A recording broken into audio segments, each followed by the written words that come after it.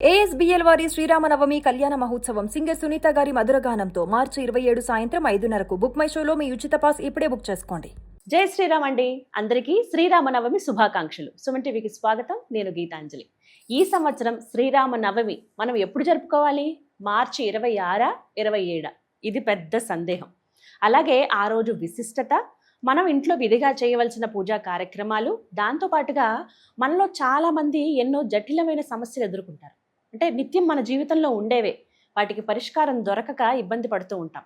ఇలాంటి విశిష్టమైన రోజున ఏవైనా పరిహారం చేసుకుంటే గనక వాటి నుంచి బయటపడే మార్గాలు ఉన్నాయా?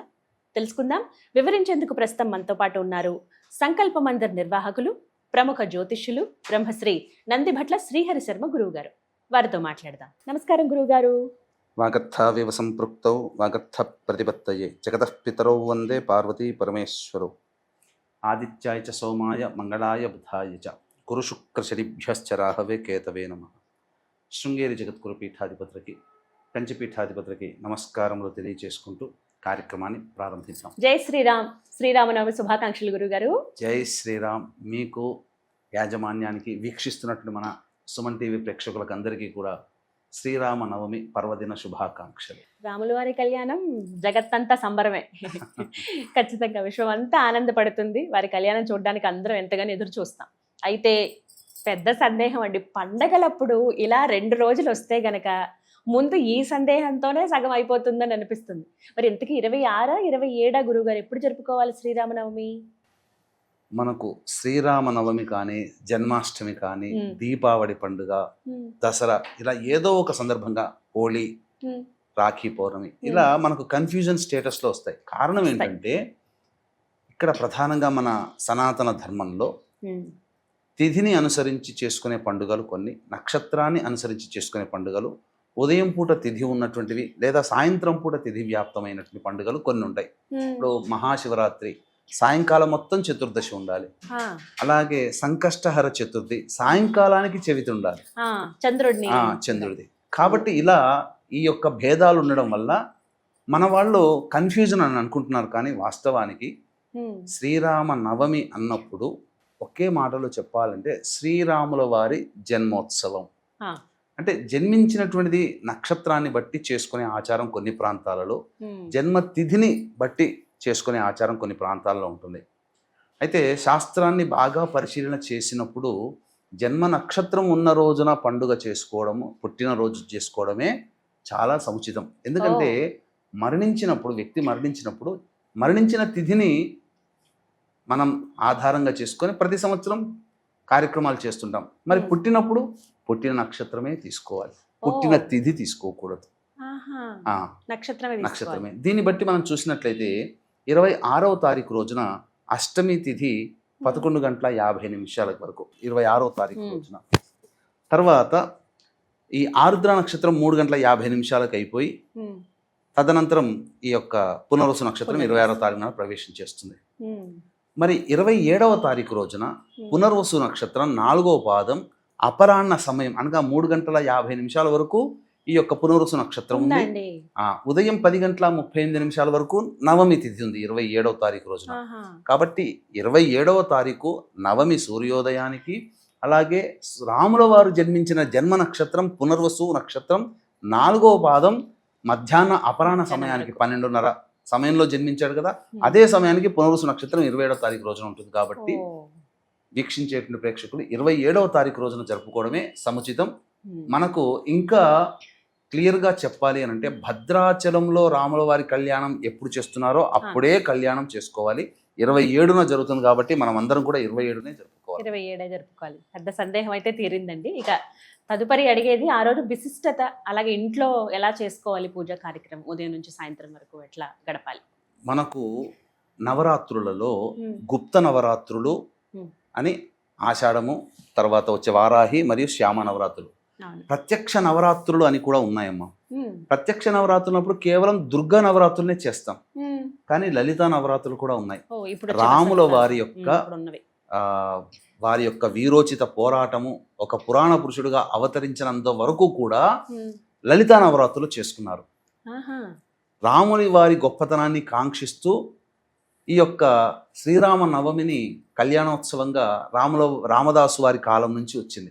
ఉమ్, కాబట్టి అసలు లలితా నవరాత్రులు చెప్పుకునేటువంటిది విశిష్టత ఏంటంటే ఒక్కొక్క తిథికి పెరుగుతూ ఆ ప్రాముఖ్యత పెరుగుతూ నవమి తిథికి వచ్చేసరికి సంపూర్ణంగా ఉంటుంది. కాబట్టి అటువంటి సంపూర్ణమైనటువంటి లలితా దివ్యశక్తి కలిగినటువంటి రోజున ఉమ్, రాముల వారు జన్మించారు. కాబట్టి ప్రధానంగా ఇది చాలా గొప్పదైనటువంటిది. చైత్ర శుద్ధ నవమి పూర్వకాలంలో ఉమ్, ఎలా జరుపుకునేవాళ్ళంటే కోటి సూర్యగ్రహణాలలో ఎంతటి బలం ఉంటుందో అంత బలం నవమి తిథి రోజున ఉంటుంది.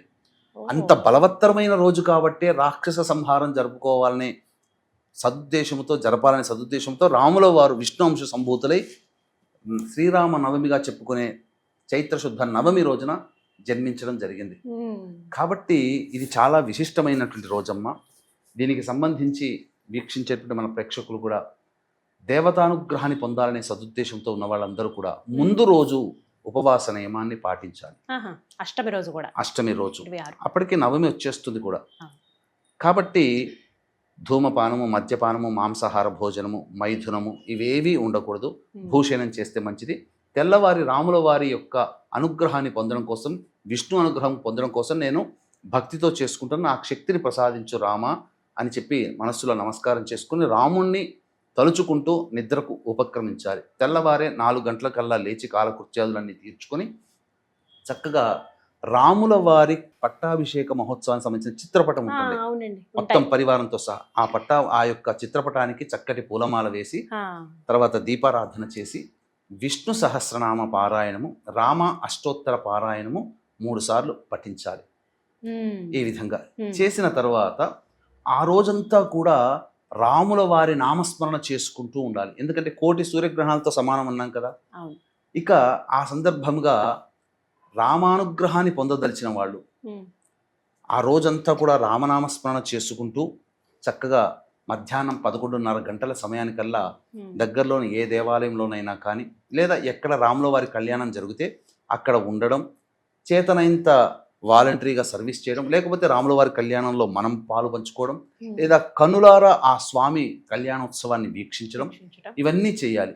చేసిన తర్వాత ఆ రోజు మధ్యాహ్నం 3:50 పునరుసు నక్షత్రం వెళ్ళిపోతుంది కదా. ఉమ్, ఆ రోజున అంతా కూడాను ఉపవాసం ఉండి వీలైతే పండ్లు పాల పదార్థాలు తీసుకోవచ్చు. ఉమ్, ఇక ఉపవాస విరమణగా మిరియాలతో బెల్లము పానకము చేసినటువంటి దాన్ని స్వీకరించి ఉపవాస విరమణ చేయాలి. ఉమ్, చేసిన తర్వాత సాయంకాలం మళ్ళీ కాలకృత్యాదులు తీర్చుకొని స్నానం ఆచరించకూడదు. విష్ణు దేవాలయానికి లేదా రామాలయానికి చేరుకొని ఆ రాముల వారి అర్చన కార్యక్రమం జరిపించుకొని ఇంటికి తిరిగి వచ్చి రాత్రిపూట చంద్రుని దర్శనం చేసుకొని భోజనం చేయవచ్చు. ఉమ్, ఈ విధంగా సంబంధించినటువంటివి ఎవరైతే చేస్తారో ఆ రామానుగ్రహానికి పాత్రులవుతారు. ఓ, అంటే పరమేశ్వరుడు అన్ని విద్యలను ఇచ్చి శ్రీరామ అనే తారక మంత్రాన్ని మాత్రం తన దగ్గర పెట్టుకున్నాడు. ఆహా, అన్ని విద్యల కంటే కూడా బలమైనది ఈ రామనామం. రామ. కాబట్టి అటువంటి శ్రీరామ నవమి రోజున మనమందరం కూడా ఆచరించడం అనేటువంటిది ఉమ్, పూర్వపుణ్యం ఉంటే తప్ప ఆచరిస్తారు. నిజమండి, అది అదృష్టమే. ఆ పాపము తొలగి కష్టాలు తొలగాలనుకునే వాళ్ళు రామనవమిని ఆచరించాలి. అన్నిటికంటే ముఖ్యంగా ఉమ్, మన యొక్క ఆంధ్ర, తెలంగాణ, కర్ణాటక కొన్ని ప్రాంతాలు, తమిళనాడు కొన్ని ప్రాంతాలలో కళ్యాణోత్సవం జరుపుతారు. ఆ, అవునండి. కానీ మిగతా భారతదేశంలో ఎక్కడా కూడా కళ్యాణం జయంతి ఉత్సవాలు జరుపుతారు తప్ప, పుట్టినరోజుగా పండగ జరుపుకుంటారు తప్ప రామనవమిలో కళ్యాణం మన దగ్గర మాత్రమే చేస్తారు. ఉమ్, ఇది మనకు తరచి చూస్తే మనకు గమనించినటువంటిది ఏంటంటే భద్రాచల రామాలయ నిర్మాణం అనేటువంటి ధమ్మక్క ద్వారా వచ్చింది కదా. అవును. ఉమ్, స్వామివారి యొక్క విగ్రహం అందులోనే లభించింది కదా.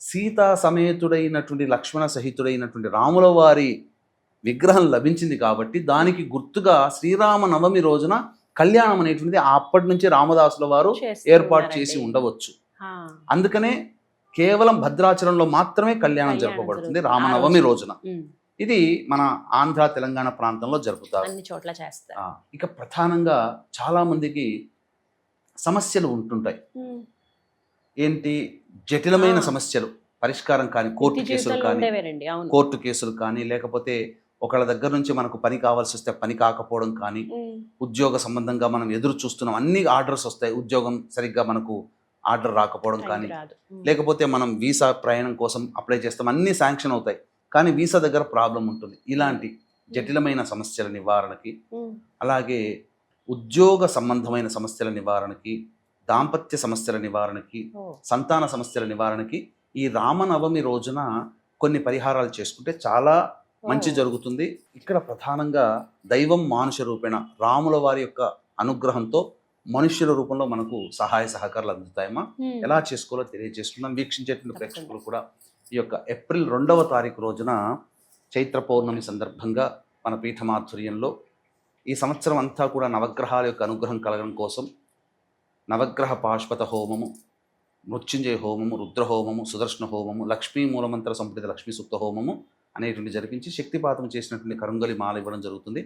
సాయంకాలం 6 గంటలకి 2వ తారీఖు రోజున ప్రారంభమవుతుంది. అవకాశం ఉన్న వాళ్ళు 2వ తారీఖు మధ్యాహ్నం 3 గంటల లోపల మీరు గోత్రనామాదులు స్క్రీన్పై కనిపిస్తున్న నెంబర్కి కాంటాక్ట్ చేసి నమోదు చేసుకోవచ్చు.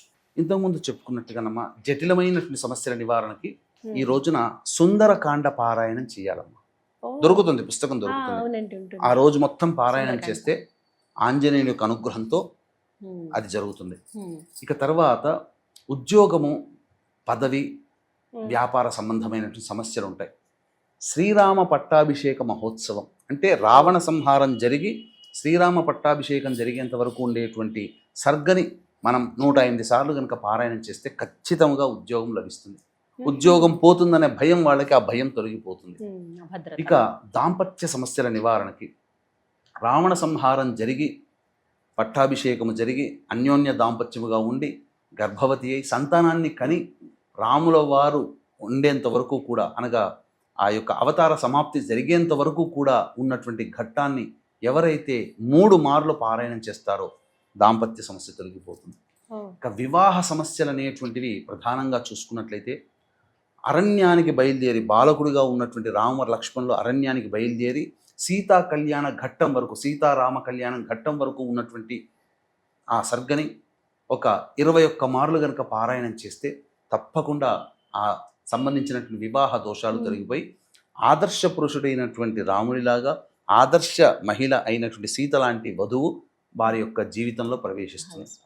ఇక అన్నిటికంటే మించి ప్రధానముగా సంతాన సమస్యలు కూడా ఈ సంబంధించినటువంటి ఘట్టం.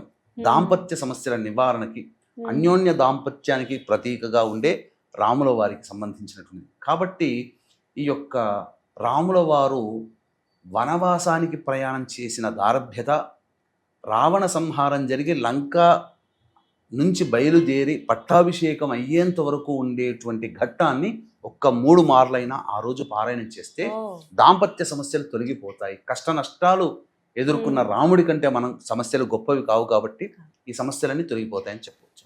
రామాయణమే ఒక పరిష్కారం, గొప్ప పరిష్కారం కదండి. చాలా మందికి అలవాటు ఉంటుంది, కానీ నూతనంగా మేము ప్రారంభిద్దాము అనుకున్న వాళ్ళు ఈ మంచి ఈ రోజున విధంగా ప్రారంభించవచ్చు చేయవచ్చునమ్మా. కదండి. చేయవచ్చు, మీరు చెప్పిన విధంగా అన్ని పారాయణ చేసుకుంటే ఎటువంటి జటిలమైన సమస్యలను తొలగిపోతాయి. తొలగిపోతాయి. చాలా చక్కగా వివరించారు గురుగారు. ధన్యవాదాలండి. సర్వం శ్రీ ఉమామహేశ్వర పరబ్రహ్మార్పణమస్తు.